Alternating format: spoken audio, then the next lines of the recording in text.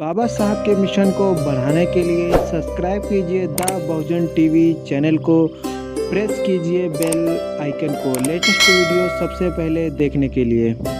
विश्व के सभी मेरे साथियों को राजरत्न अम्बेडकर की ओर से जय भीम, नमो बुद्धाय।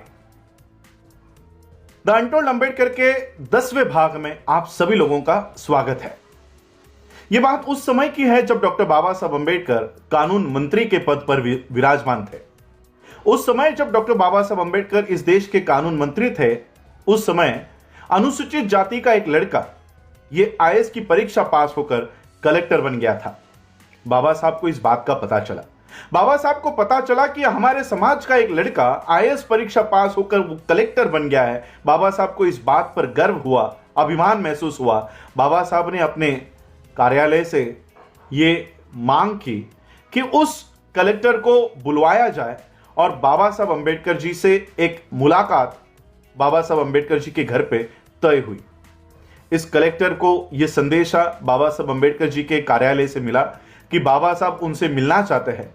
अब उस कलेक्टर को यह लगने लग गया कि बाबा साहब कानून मंत्री है और कानून मंत्री ने मुझे बुलाया है, शायद इनको मुझसे कुछ चंदा चाहिए होगा, कुछ थैली चाहिए होगी। यह कलेक्टर इस आशा से बाबा साहब अम्बेडकर जी को मिलने गया कि बाबा साहब को शायद मुझसे कुछ चाहिए। बाबा साहब अपने घर पे दिल्ली के अलीपुर रोड के बंगलों पर पेपर पढ़ते हुए बैठे हुए थे। यह कलेक्टर उस समय बाबा साहब से मिलने आया। बाबा साहब ने पेपर पढ़ते पढ़ते उसको पेपर को हटाया। बाबा साहब ने देखा कि वो कलेक्टर बेटा, वो कलेक्टर बच्चा मुझे मिलने के लिए आया है। बाबा साहब ने पेपर बगल में रखा और उस कलेक्टर से कहा कि तुम अब नए नए कलेक्टर बने हो। कलेक्टर ने कहा कि जी मैं अभी कलेक्टर बना हूं। बाबा साहब ने कहा कि शासन ने आपको लाल बत्ती की गाड़ी दी होगी। कलेक्टर ने कहा हाँ, मुझे लाल बत्ती की गाड़ी दी है। बाबा साहब ने कहा एक काम किया करो, हफ्ते में एक बार या 2 हफ्ते में एक बार, जैसे आपको समय मिले, उस गाड़ी में बैठकर आप जिस बस्ती में रहा करते थे, जिस घर में आप रहा करते थे, उस बस्ती में एक बार उस गाड़ी में बैठकर चक्कर मार के आया करो। कलेक्टर ने कहा ठीक है, और बाबा साहब अपना पेपर पढ़ने में फिर बिजी हो गए।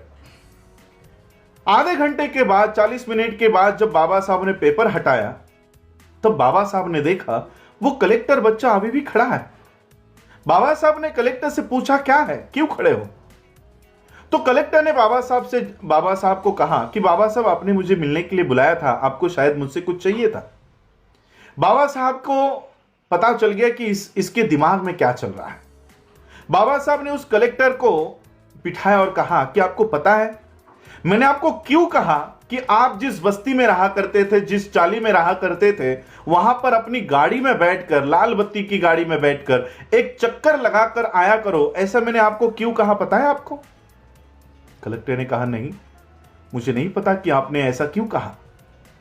बाबा साहब ने कहा कि जिस दिन तुम अपनी गाड़ी में बैठकर, लाल बत्ती की गाड़ी में बैठकर अपनी बस्ती में जाओगे, जैसे ही तुम्हारी गाड़ी उस बस्ती में प्रवेश करेगी, कुछ औरतें वहां पर रास्तों के ऊपर कपड़े धो रही होंगी।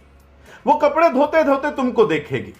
तुम्हारी गाड़ी जैसे ही आगे जाएगी, कुछ औरतें वहां पर बर्तन मांज रही होंगी।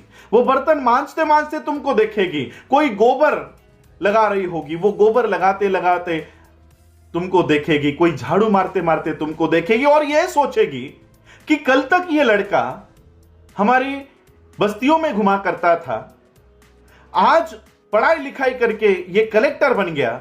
वो कपड़े धोने वाली औरत, बर्तन मांजने वाली औरत, गोबर पोतने वाली औरत, झाड़ू मारने वाली औरत, वो अपने मन में यह तय करेगी कि अगर ये लड़का अगर कलेक्टर बन सकता है, पढ़ाई लिखाई करके अगर ये कलेक्टर बन सकता है, तो मेरा बच्चा भी कलेक्टर बन सकता है। ये भावना उस औरत के दिमाग में, मन में प्रवेश करेगी और इस तरह से हजारों कलेक्टर हमारे समाज में तैयार होंगे।